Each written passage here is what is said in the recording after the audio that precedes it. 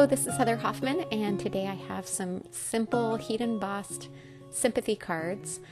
Sympathy cards are one of those things that you never really want to make when you need them, so I usually try and make sure I have some on hand, and I needed to build up my stash a little bit. So I pulled out the beautiful Unity set called Beautiful Life, Blessed Memories. It's a perfect set for sympathy cards. There's some really great sentiments in this beautiful heart image. I've already lined it up in my Misty, and I have a panel of vellum I'm going to use. I love heat embossing on vellum. It gives such a soft, pretty look. I stamped it 2 times with watermark embossing ink, and I'm going to heat emboss that heart image with gold embossing powder. You really don't have to stamp it twice. It's just kind of a habit I've gotten into with having the Misty, knowing that I can do that. And you don't have to push down very hard with the Misty. I just gently do it 2 times. That way I really make sure if there's any little spot on a detail image like this that doesn't get inked up, then I know it all does. Now I'm going to heat set this with my heat gun. You notice I preheated a little bit and kind of felt it on my hand to make sure it was hot. That's a great way to help keep your vellum from warping too much when you heat emboss it. I don't know if you ever have that problem, but when you heat emboss, once you've got your powder in there, make sure your gun's nice and hot before you aim it on.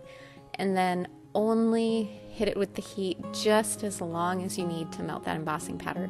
Watch it really close. It doesn't take very long if you've got a good quality heat gun that heats up well.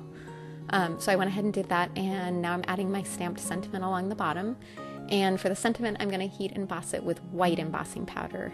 It's just a little bit of contrast and difference in the colors, and both of them will pop up and show really well over some pattern paper that I'm going to lay them over once I'm done heat embossing this. Use the same, my heat gun was already fairly warm because I just used it, but I still tested it to make sure it was hot. And notice how my vellum, it really hasn't warped that much and it stayed nice and flat. You also want to use a fairly heavy duty, high quality vellum. If it's too lightweight, it really will warp and bend no matter what you do. Now I decided I wanted to add a little torn edge on the bottom of that just for some texture. And then I trimmed a little more off the top. And then I went to my sewing machine and just ran a line of machine stitching across the top to attach that vellum.